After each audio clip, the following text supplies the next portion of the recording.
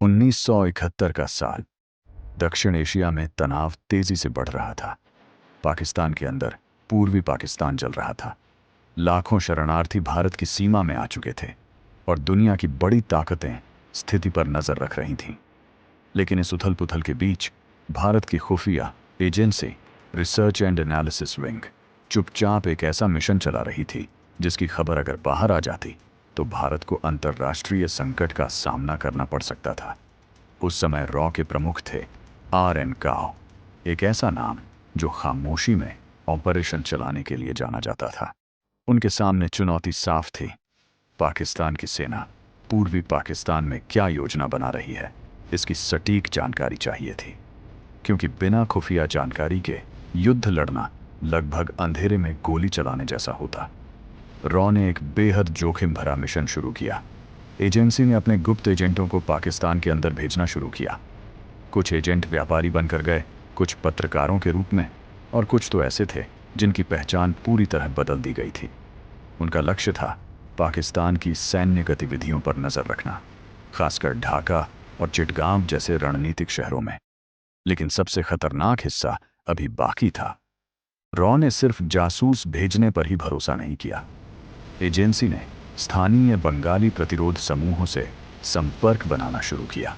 वही लोग जो बाद में दुनिया के सामने मुक्ति वाहिनी के नाम से जाने गए।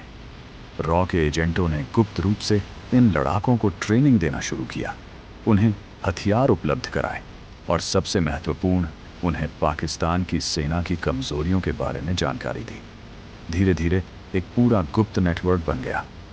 रॉ के एजेंट पाकिस्तान की सेना के मूवमेंट, सप्लाई रूट्स और सैन्य ठिकानों की जानकारी भारत तक पहुंचाने लगे। कई बार ये जानकारी रेडियो ट्रांसमिशन से आती तो कई बार गुप्त संदेशों के जरिए सीमा पार भेजी जाती। हर संदेश के साथ जोखिम बढ़ता जा रहा था। अगर कोई भी एजेंट पकड़ा जाता तो पाकिस्तान खुलकर भारत पर सीधा हस्तक्षेप करने का आरोप लगा सकता था, और यही वह खतरा था जिससे भारत हर हाल में बचना चाहता था। लेकिन फिर एक दिन रॉ के पास एक ऐसी जानकारी पहुंची जिसने पूरी रणनीति बदल दी। एजेंटों ने पता लगाया कि पाकिस्तान की सेना पूर्वी पाकिस्तान में अपनी सप्लाई मुख्य रूप से कुछ खास बंदरगाहों और सड़कों के जरिए भेज रही थी। अगर इन रास्तों को बाधित कर दिया जाए तो पाकिस्तान की सेना धीरे धीरे अलग थलग पड़ सकती थी। रॉ ने तुरंत यह जानकारी भारत की प्रधानमंत्री इंदिरा गांधी तक पहुंचाई। अब भारत के सामने एक नया मौका था। रॉ की जानकारी के आधार पर भारत ने एक बेहद गुप्त रणनीति तैयार की। मुक्ति वाहिनी को निर्देश दिया गया कि वे पाकिस्तान की सप्लाई लाइनों पर लगातार हमले करें, पुल उड़ाएं, रेलवे लाइनों को नुकसान पहुंचाएं और सैन्य काफिलों को निशाना बनाएं। कुछ ही महीनों में इसका असर दिखने लगा।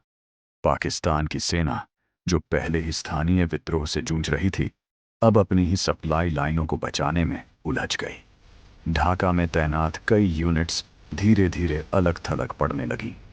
उन्हें न पर्याप्त हथियार मिल रहे थे, न जरूरी राशन। और जब दिसंबर 1971 में आखिरकार भारत पाकिस्तान युद्ध शुरू हुआ, तब तक जमीन पर हालात पूरी तरह बदल चुके थे।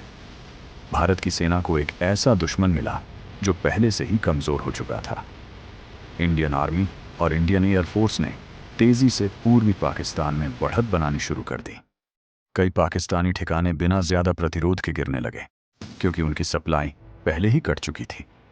सिर्फ 13 दिनों के भीतर स्थिति इतनी बदल गई कि पाकिस्तान की पूरी पूर्वी कमान घिर चुकी थी। और फिर आया वह दिन जिसने इतिहास बदल दिया।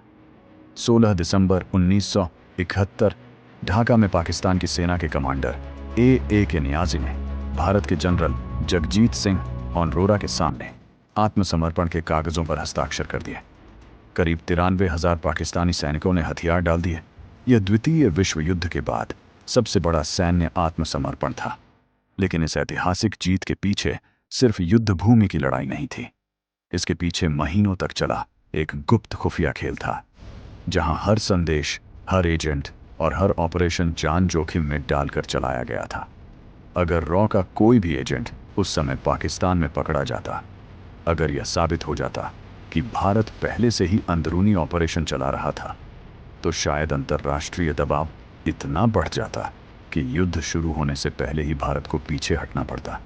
लेकिन ऐसा नहीं हुआ। रॉ का वह गुप्त नेटवर्क आखिर तक छिपा रहा, और जब दुनिया को सच पता चला तब तक इतिहास लिखा जा चुका था।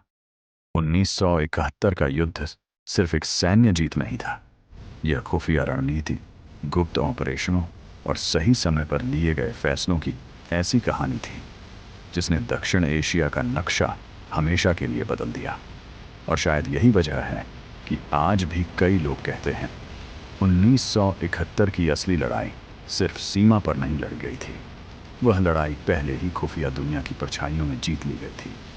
अगर आपको ऐसी ही रियल और हिडन हिस्ट्री की कहानियां पसंद हैं तो इस वीडियो को लाइक करें, चैनल को सब्सक्राइब करें, क्योंकि यहाँ हम सिर्फ वही कहानियां बताते हैं जो किताबों में पूरी तरह कभी नहीं बताई गई। और याद रखिए, कुछ युद्ध सिर्फ मैदान में नहीं, दिमाग और परछाइयों में भी जीते जाते हैं।